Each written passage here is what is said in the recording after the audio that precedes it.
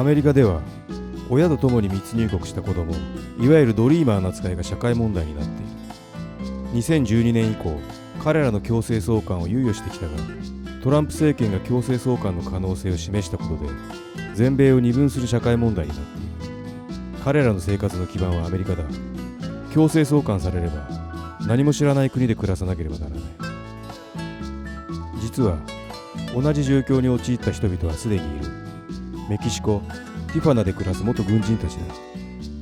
彼らの多くは親と共に合法的にアメリカに入り、大人になって米軍に入った。だが市民権を持っていなかったため強制送還されたのだ。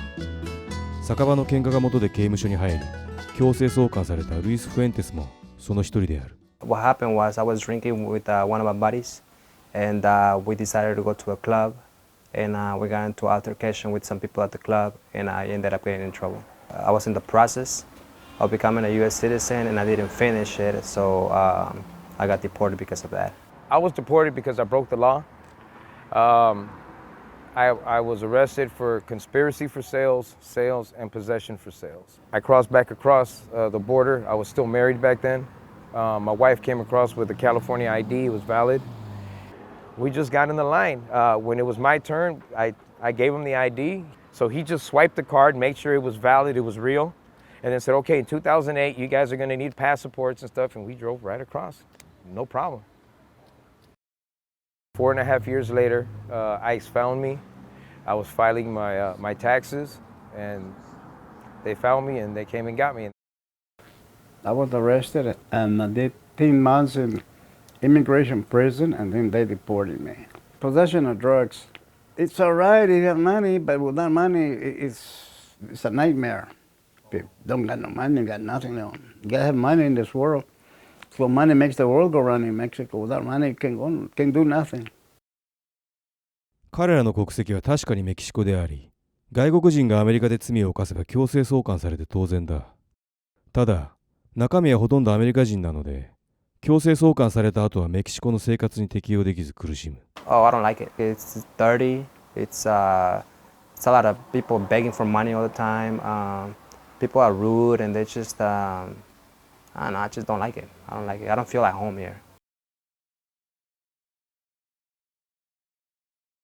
You can get a job here at 50. Mexico is it's a country where they discriminate against age. Incredible. All my benefits were cut out, medical, financial, because I was retired.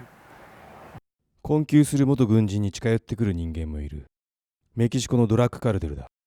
米軍仕込みのスキルはライバル組織と戦う彼らにとって魅力的に映る。They come and they pay you a visit, they're friendly to you, and they say, hey, did you handle any weapons in the Marine Corps? And of course, we tell them yes. And, well, I got this gun, it's stuck. Can you unstick it for me? So we break it down. I start breaking the weapon down right there and then. Hey, you want to work? And then if you say no, yeah, then they try to kill you. Because they don't know what you're about. You are a liability. You are a threat to them because you know how to handle weapons. And they don't know if you're working for somebody else secretly. ティファナには強制送還された元軍人を支援する組織もある。同じく強制送還された元軍人が設立した団体だ。路頭に迷った元軍人に寝る場所などを提供している。I grew up in Compton, California. It was a very difficult, rough environment. So I decided I wanted to leave my environment. I had promises of citizenship, the opportunity to maybe see the world, serve my country, be a G.I. Joe, so a little G.I. Joe here. Didn't serve any combat, but I was willing and ready to be called upon and to go to any place in the world and die for my country if it was needed. It was started out of my apartment. I just thought, hey, let's try, housing people or veterans that are deported, but really didn't have a sense of a mission or I really wasn't structured or organized, and that took a couple of years. I started organizing myself more, structuring everything from the guys in the morning have their chores, they have to wake up a certain time, they can't shower at certain times, so everything, I try to structure everything like the military as well. We created the space so people can have somewhere to stay while they find work, while they save up money for an apartment, while they're waiting on their pensions, so they're not out homeless. When we came over here with Hector, we were looking for a place to stay for an apartment. But it's not that as easy as it sounds, because you have to find the right area, you have to find the right spot, you know. So we ended up staying right here. Me and my mom, she was staying on this bunk and I was staying over here for a week until we found an apartment. I didn't know anybody here. All my family lives in the United States. They're US citizens. I have a family in the military as well. All my friends, my kids, they're over there. Everybody's over there.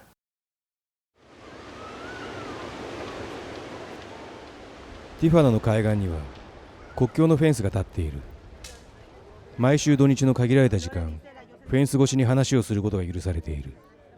離れ離れになった人が会える貴重な時間である。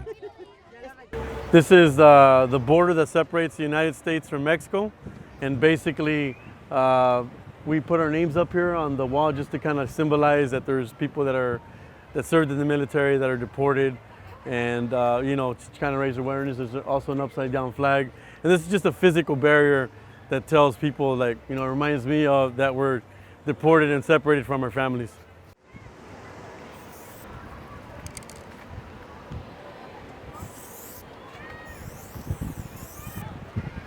The first time I was deported, I didn't feel no impact. I thought I can just go back.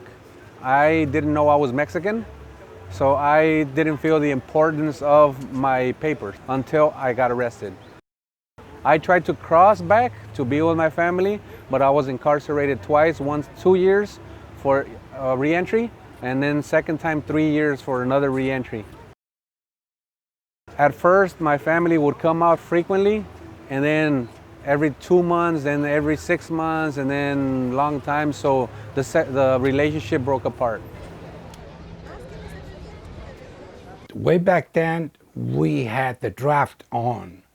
The draft that used to, if you were from 18 to 27, you had to go to the military, period. I've only have a son that lives in San Diego, and I have a daughter that lives in Pasadena.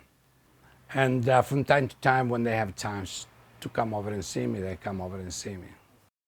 But I don't see my grandchildren. I don't see my great-grandchildren. I don't see my other children either.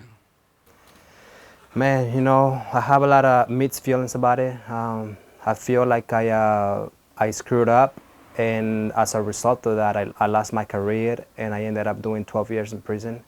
And I think that's a good enough punishment, you know. I don't feel like I should have been deported.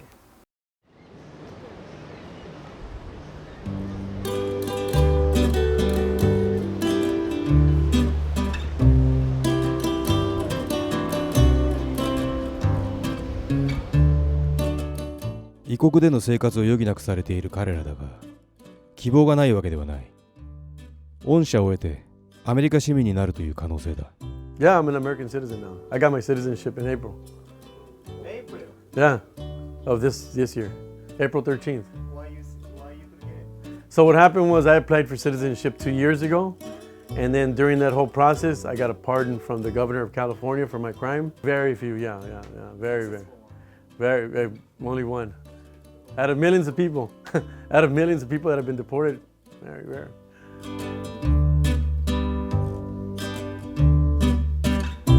アメリカの国境線は地続きのため、国境沿いの都市では人も文化も混じり合っている。自分がメキシコ人だという認識はなかった。ホアキンがそう語ったように、自分の国籍を意識しない人間も少なくない。強制送還される元軍人は確かにレアケースだが、アメリカがその経済力で人々を引きつける限り、不法移民と強制送還の問題が終わることはない。